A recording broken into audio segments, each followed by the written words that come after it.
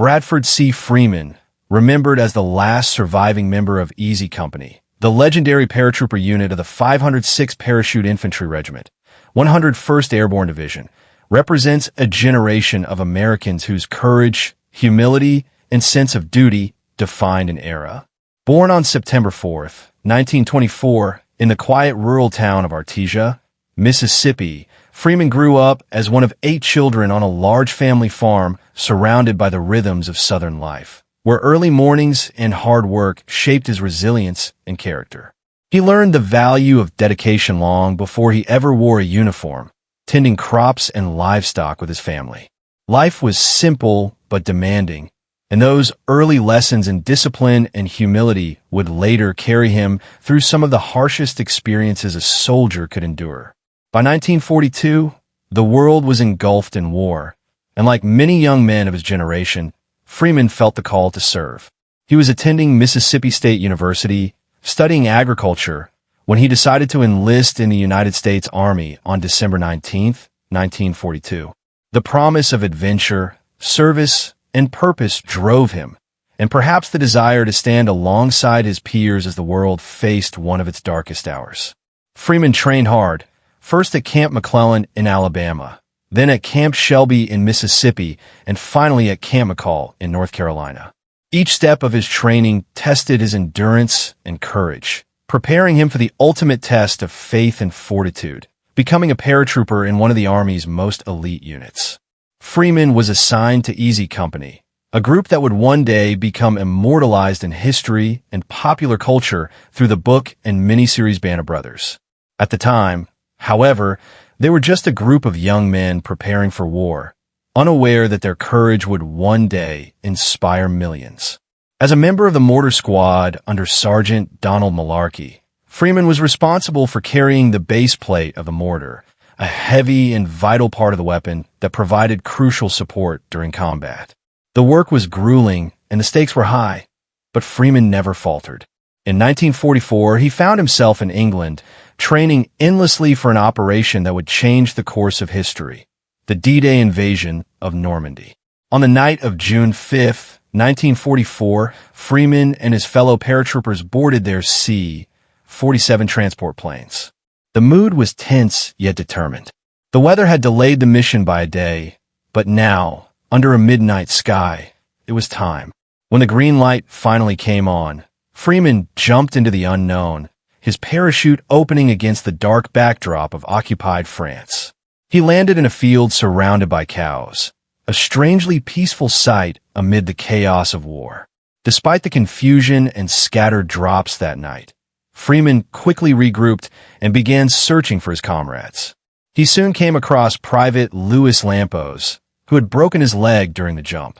Freeman, displaying the same compassion and courage that defined his life, helped Lampos to safety and hid his parachute gear before moving forward on his mission.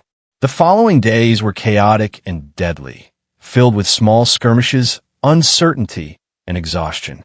The paratroopers' objective was to disrupt German defenses, capture key roads and bridges, and secure positions vital for the beach landings. Freeman and his fellow soldiers accomplished their tasks despite being outnumbered and facing fierce resistance. After Normandy, Freeman continued with Easy Company through Europe, enduring the brutal conditions of successive campaigns. In September 1944, he participated in Operation Market Garden in the Netherlands, a bold but ultimately flawed Allied attempt to secure bridges and advance into Germany. The fighting was intense, and the soldiers faced constant danger, yet Freeman and his comrades pressed forward with unwavering resolve. Then came the bitter winter of 1944 and the infamous Battle of the Bulge. In December, the German army launched a surprise counterattack in the Ardennes forest, surrounding the town of Bastogne. Easy Company was among the units ordered to hold the line, and hold it they did. The men of the 101st Airborne endured freezing temperatures, dwindling supplies, and relentless artillery fire. Freeman was there, fighting through hunger and exhaustion, demonstrating quiet bravery even when hope seemed dim. On January 14, 1945, near Racon, he was struck by shrapnel from a German Nebelwerfer rocket, known for its terrifying scream as it launched. The explosion injured his right leg, though it miraculously did not break any bones. A medic rushed to help, but Freeman insisted that his fellow soldier, Private Ed Joint, receive treatment first, a selfless act that captured his spirit. After being evacuated to England to recover, Freeman rejoined Easy Company on April 7, 1945, just as the war in Europe neared its end.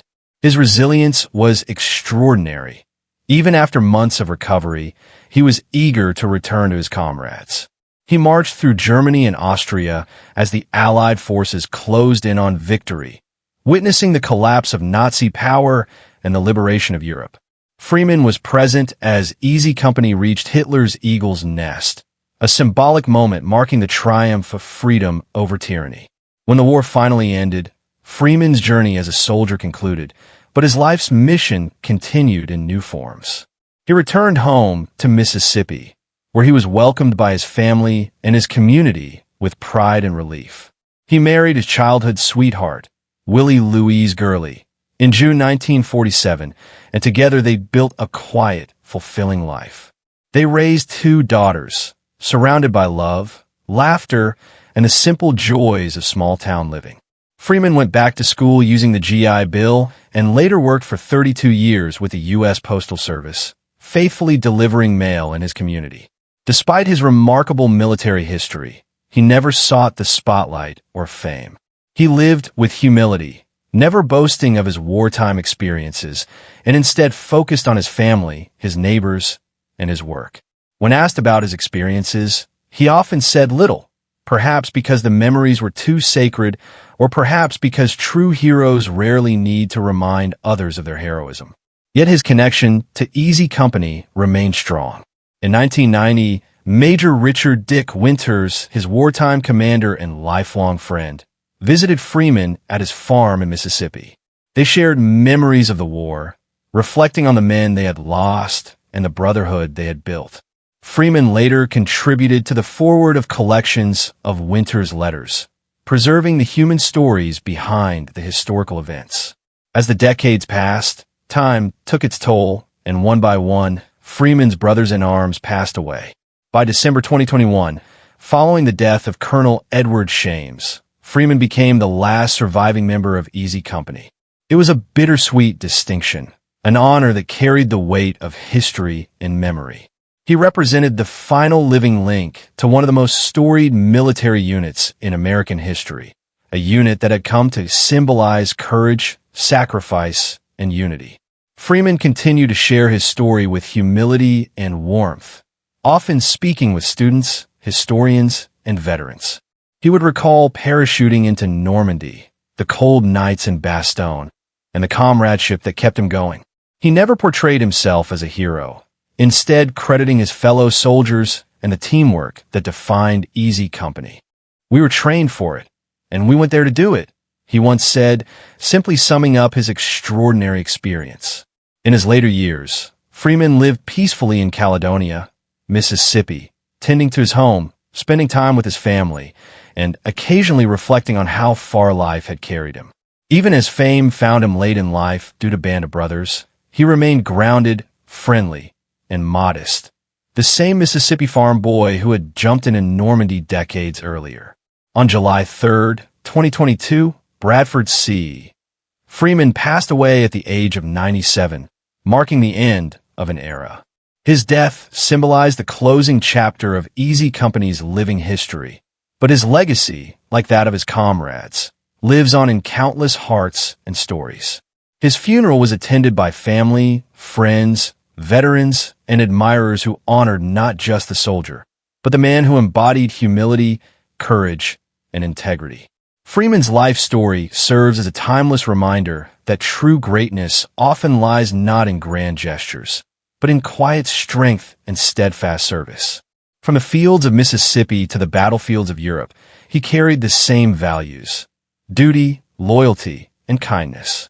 He showed that heroism does not end when the war is over. It continues in the way one lives afterward, with humility, compassion, and commitment to others.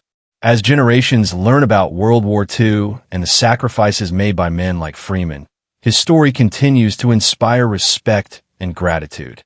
He reminds us that freedom was secured not by towering figures alone, but by ordinary individuals who answered when duty called. Bradford C. Freeman lived almost a century, yet his story transcends time, a testament to the endurance of the human spirit and the quiet power of service.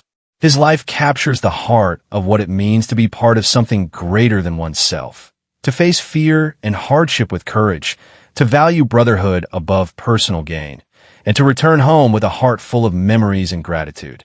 Though he has passed, his name lives on as a symbol of an entire generation's strength, a bridge between history and the present, and a beacon reminding us that ordinary people can do extraordinary things when their values are strong and their purpose is clear.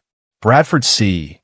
Freeman was a soldier, a husband, a father, a mailman, and above all, a man of principle, a man who helped change the world and then quietly went back to living in it. His journey from a Mississippi farm to the skies of Normandy and back again is a story not only of war, but of life, resilience, and enduring humanity, proving that the truest heroes are often those who never sought to be called one.